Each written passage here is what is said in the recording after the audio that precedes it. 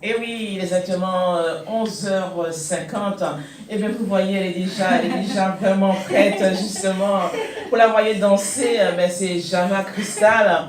Et bien, pour ceux qui ne la connaissent pas, je pense que vous la connaissez quand même. Elle est chanteuse d'origine africaine, issue d'une famille de musiciens traditionnels. Est-ce que tu es justement camerounaise? Oui, effectivement, je suis camerounaise. Alors, bonjour, comment vas-tu, Jana? Bonjour, très bien, ça va très très bien. Merci. Il ne faut pas avoir peur, le micro ne mange pas. Même moi, je ne mange pas, les gens non plus. Non, je vais très bien. Tu vas très bien? Oui. Alors, justement, tu es du côté de l'Afrique. Oui. Ben, tout le plaisir est pour moi de recevoir une artiste, comme on dit, africaine. Oui, parce que c'est vrai qu'on ne reçoit pas beaucoup sur la radio. Hein. Enchantée, merci Et beaucoup. vraiment, merci. Je tiens à remercier Patrick. Hein. Je suis contente. Très contente. De cette invitation.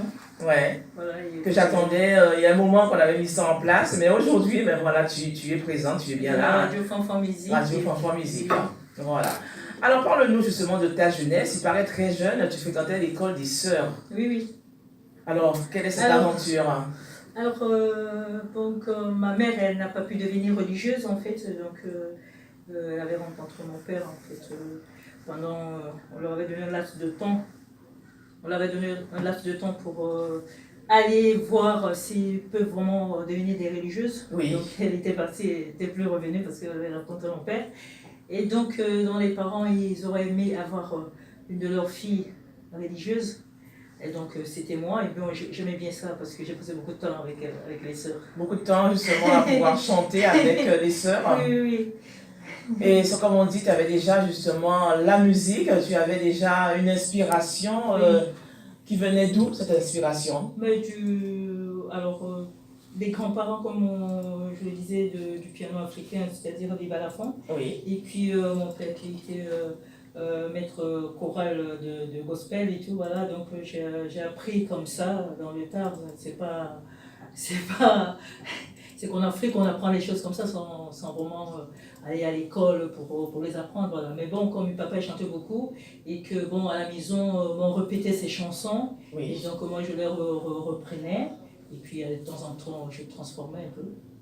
Et bien dans ta petite, justement, Cameroun, tu étais aussi présidente de Majorette. Oui, j'ai été présidente des majorettes de l'université. Oui. Et donc nous étions 100 filles. Et puis voilà, on avait la même taille comme moi.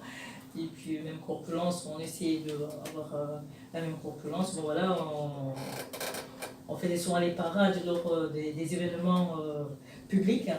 Voilà, est-ce qu'à l'école tu chantais justement pour tes collègues, pour tes maîtresses? Toujours fait ça, chanter, rigoler, amuser les autres, voilà, c'est ça. Alors il paraît que tu accompagnais justement le président de la République dans ses mystiques. Oui, oui. Aussi avec ton club de Majorette. Oui. Alors cette invitation, c'est une sollicitation justement qui a été faite, je pense justement par le président de la République.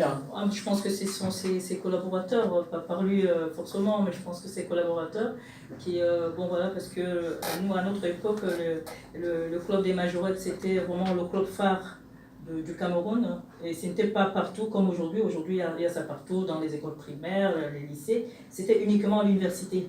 Et c'était notre club, le club des majorettes de l'université de Yaoundé, qui était vraiment le club phare. Donc chaque fois qu'il y avait donc, des sorties comme ça du président, le 11 février ou le 20, les jours des manifestations publiques, c'était nous, on nous appelait pour faire la parade. Alors, j'avance que tu es justement une femme très sensible, parce que je vois comme quoi tu viens justement aux aides, aux personnes âgées, des personnes démunies. Hein.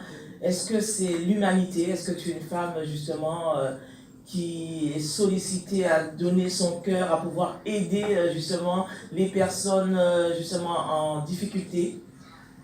Je suis dans l'humanité, j'aime bien m'occuper des autres en fait.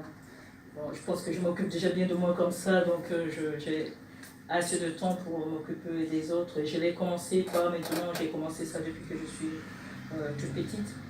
Voilà, chez les sœurs, déjà ils nous ont appris. Donc tous les dimanches, on partait rendre visite aux malades dans les hôpitaux. Et après, quand j'ai été à l'université, que je suis devenue présidente des majorettes, on partait toujours rendre visite, malades aussi, et on lavait leur linge et tout. Voilà, repasser, désinfecter. Voilà, on repassait. Et aujourd'hui, je continue, je pense que c'est... C'est inné, c'est en toi. J'ai ça dans le sang, je continue. Aujourd'hui, je suis aussi dans le milieu hospitalier aussi. Et je continue à le faire. À le faire aussi. Hein. Et aussi, tu as une licence de philosophie. Hein. Oui. Ça veut dire que tu es une femme très philosophe.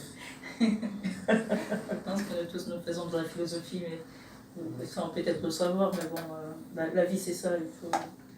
Alors, comment t'es venue justement cette passion de vouloir chanter? La passion de vouloir chanter, moi j'ai toujours chanté en fait, j'ai fait mes choses comme ça, c'est pour ça que d'ailleurs mon producteur a dit il faut qu'on t'appelle Gaga parce que vraiment...